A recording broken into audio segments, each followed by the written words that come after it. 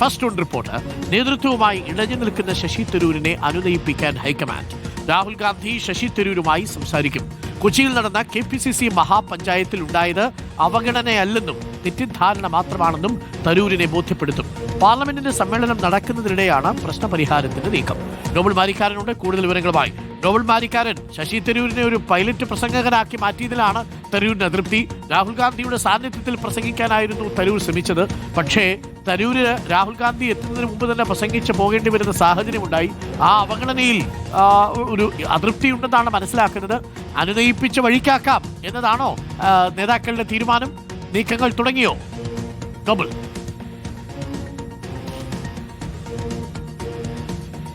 അരുൺ, നിയമസഭാ തെരഞ്ഞെടുപ്പ് സമയമാണ്. ഈ ഘട്ടത്തിൽ തരൂർ പിണങ്ങി നിൽക്കുന്നത് പാർട്ടിക്ക് ഒട്ടും ഗുണം ചെയ്യില്ല എന്ന് ഹൈക്കമാൻഡ് നന്നായിട്ട് അറിയാം. ആ പശ്ചാത്തലത്തിലാണ് തരൂരിനെ അനുനയിപ്പിക്കാനുള്ള നീക്കം ഇപ്പോൾ ആരംഭിച്ചിരിക്കുന്നത്. രാഹുൽ ഗാന്ധി നേരിട്ട് ശശി തരൂരുമായി സംസാരിക്കും എന്നാണ് ഇപ്പോൾ അറിയാൻ കഴിയുന്നത്.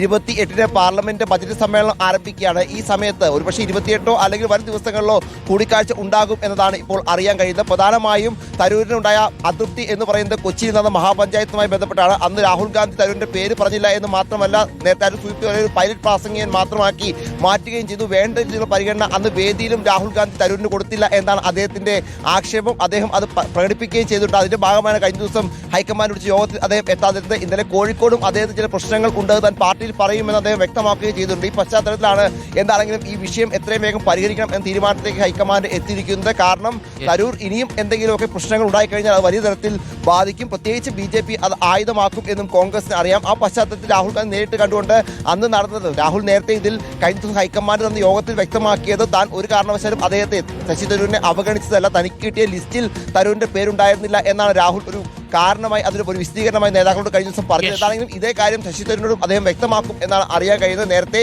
ഈ വയനാട് ക്യാമ്പിൽ തരൂരിനെ അനുനയിപ്പിച്ച് ഒപ്പം നിർത്തിയതാണ്. ആ ഒരു ഒപ്പം നിർത്തൽ അത്തരത്തിൽ പാർട്ടിയുമായി അടുത്ത് പോകുമ്പോഴാണ് കഴിഞ്ഞ ദിവസം വീണ്ടും പ്രതിസന്ധി കൊച്ചി വെച്ചുണ്ടായത്. എന്താണെങ്കിലും ഇനിയിപ്പോൾ ദില്ലിയിൽ വെച്ച് ഇത് പരിഹരിച്ചുകൊണ്ട് എത്രയും വേഗം തരൂരിനെ വീണ്ടും പാർട്ടിക്ക് ഒപ്പം നിർത്തിക്കൊണ്ട് പ്രചാരണത്തിൽ സജീവമാക്കാൻ തന്നെയാണ് തീരുമാനം. അത് കേരളത്തിലെ കോൺഗ്രസ് നേതാക്കൾക്കും അതേ തീരുമാനമുണ്ട്, നിലപാടുണ്ട്. കാരണം രമേശ് ചെന്നിത്തല അടക്കം ഇന്നലെ വ്യക്തമാക്കിയതും തരൂർ പാർട്ടിക്കൊപ്പം നിൽക്കും എന്ന് തന്നെയാണ്. തരൂരിനെ പിണക്കി നിർത്തുന്നത് ഒട്ടും ഗുണകരമാകില്ല എന്ന് നേതാക്കൾക്ക്, പ്രത്യേകിച്ച് തിരുവനന്തപുരത്ത് മാത്രമല്ല തരൂർ ഫിഗറായി തന്നെ ഉള്ളതുകൊണ്ട്, അദ്ദേഹം ഒരു വിശ്വപൗരൻ എന്ന നിലയിൽ നിൽക്കുന്നതുകൊണ്ട് തന്നെ അത്തരത്തിൽ അദ്ദേഹം എടുക്കുന്ന ഓരോ നിലപാടുകളും പിന്നീട് തിരിച്ചടിയാകാതിരിക്കാൻ തരൂരുമായി സംസാരിച്ച് തരൂരുമായി പ്രശ്നങ്ങൾ പരിഹരിച്ച് ഒരുപക്ഷെ ഈ പാർലമെന്റ് സമ്മേളനത്തിൽ തരൂരിന് കൂടുതൽ സമയമൊക്കെ സംസാരിക്കാൻ നൽകിക്കൊണ്ട് തന്നെ തരൂരിനെ ഒപ്പം നിർത്തി കൊണ്ടുപോകാൻ തന്നെയായിരിക്കും കോൺഗ്രസ് നേതൃത്വം തയ്യാറെടുക്കുന്നത്. അതിന്റെ ഭാഗമായി രാഹുൽ ഗാന്ധി നേരിട്ട് തന്നെ തരൂരുമായി സംസാരിക്കും. Thank you. നോബൽ മാരിക്കാരനാണ് ഡൽഹിയിൽ നിന്നും വിവരങ്ങൾ നൽകുന്നത്.